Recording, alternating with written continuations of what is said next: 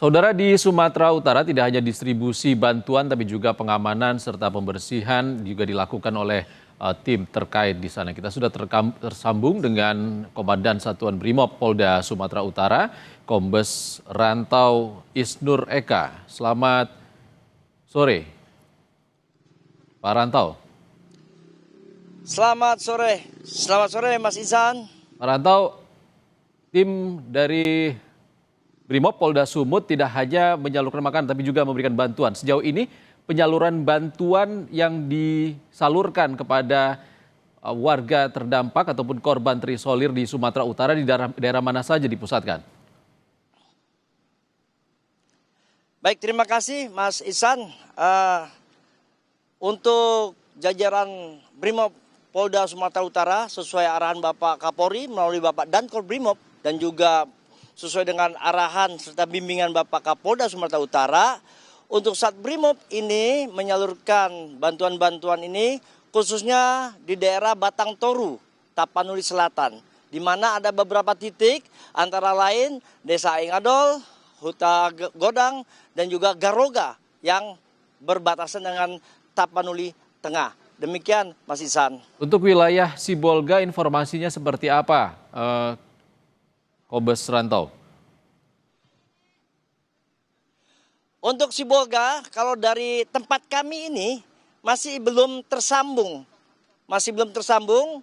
Untuk teman-teman TNI dan juga instansi terkait lainnya masih berupaya terus. Ini jembatan Beli sedang diupayakan untuk bisa tembus dari Tapanuli Selatan ini, khususnya dari Desa Garoga menuju ke Tapanuli Tengah ke arah Lumut. Mudah-mudahan dalam waktu beberapa hari ini teman-teman bisa menyelesaikan jembatan tersebut. Demikian. Ya, ini kami bukan berada di Sibolga.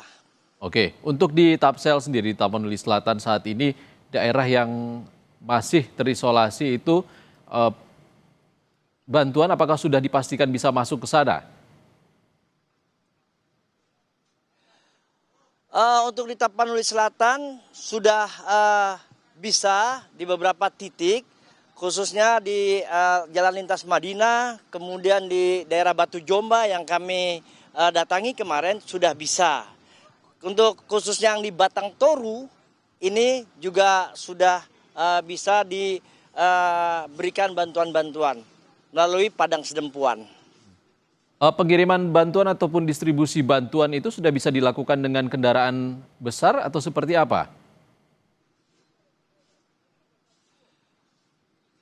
Ini dari mana nih? Mau kemana?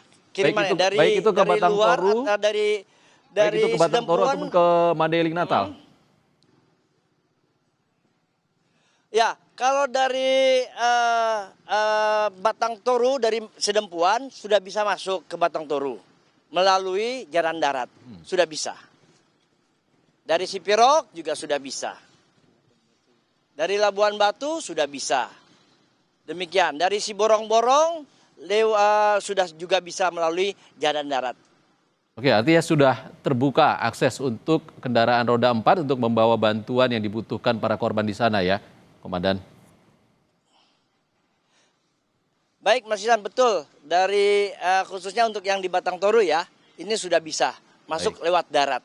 Demikian. Baik. Salah satu yang diantisipasi juga oleh Brimob Polda Sumut adalah keamanan pasca bencana. Bisa Anda gambarkan seperti apa pengamanan yang dilakukan oleh Polda Sumut, khususnya Satuan Brimob untuk mengantisipasi penjarahan yang berpotensi dilakukan ataupun terjadi di malam hari di sana, Komandan? Baik, terima kasih Mas Ihsan. Kalau di malam hari ini tentunya daerah ini kan dulunya pemukiman. Setelah kena badai, setelah kena bencana ini kan habis semua. Kalau malam tentunya sepi. Tinggal beberapa orang, beberapa keluarga yang masih bertahan untuk menjaga. Nah, kita di situ bersama-sama TNI Polri menjaga keamanan yang ada dengan salah satunya patroli jalan kaki. Ini yang untuk menjaga bukan penjarahan, tapi pencurian-pencurian di waktu malam. Ketika siang hari, rame lagi seperti sekarang ini. Demikian, Mas Ihsan. Oke, untuk selama patroli yang sudah dilakukan beberapa waktu ini, apakah ada kasus-kasus pencurian seperti itu yang dilakukan di sana? Alhamdulillah sejak hari kedua sampai kami sekarang di sini sudah 12 hari ya, baru 12 hari sih di sini.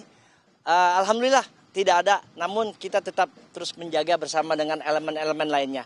TNI Polri, dengan masyarakat, dengan Pemda, khususnya kecamatan yang ada di Batang Toru ini, 3 desa ini, tetap kita bersama-sama. Demikian Mas Ihsan. Oke, Kombes Rantau, untuk jumlah personel yang disiapkan dari Polda Sumut sendiri, khususnya Satuan Brimob, baik itu untuk distribusi bantuan dan juga pengamanan di sana, jumlahnya seberapa banyak? Baik, sesuai dengan petunjuk dan juga kebutuhan titik-titik khusus untuk Brimob yang diterjunkan ke Tapanuli Selatan ini sebanyak 2 SSK atau 210 personil. Ini sesuai dengan petunjuk Bapak Kapolda kami. Demikian, dan juga disesuaikan dengan kebutuhan dari Bapak Kapolres Tapanuli Selatan. Oke, tidak hanya distribusi bantuan, tapi juga pengamanan dilakukan oleh Brimob Polda Sumut di Sumatera Utara. Bagaimana dengan bantuan dari Brimob Polda Sumut untuk membersihkan puing-puing dan juga lumpur yang menggenangi rumah korban di sana? Baik Mas, benar. Ini kalau hari mulai pagi sampai sore kami bahu-membahu bersama TNI Polri dan juga masyarakat dan yang memiliki rumah tersebut mencoba meringankan beban masyarakat yang punya rumah, membantu mengeluarkan sampah-sampah atau limbah-limbah bencana tersebut.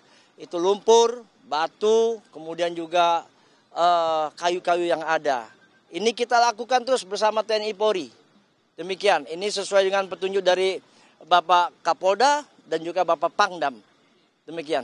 Ya, untuk apa tantangan yang dihadapi oleh para anggota di sana untuk terkait dengan pembersihan rumah ini, Komandan? Tantangan yang dihadapi yaitu kita masih memerlukan terus terang alat angkut untuk mengambil limbah-limbah yang sudah kita bersihkan. TNI Polri sudah mengeluarkan dari rumah untuk dinaikkan ke mobil-mobil ini. Ini yang harus kita perbanyak. Di samping juga TPA-nya, tempat pembuangan akhirnya. Baik. Ini yang perlu dipikirkan karena tidak hanya pasir, tapi ada gelondongan-gelondongan yang harus ditempatkan di tempat-tempat yang tidak mengganggu nanti ke depannya. Demikian Mas Ihsan. Baik, alat berat paling urgent dibutuhkan di sana untuk pembersihan. Terima kasih Kombes Rantau Isnur Eka, Komandan Satuan Brimob Polda Sumatera Utara, sudah berbagi informasi bersama kami di Breaking News Kompas TV. Terima kasih, Komandan.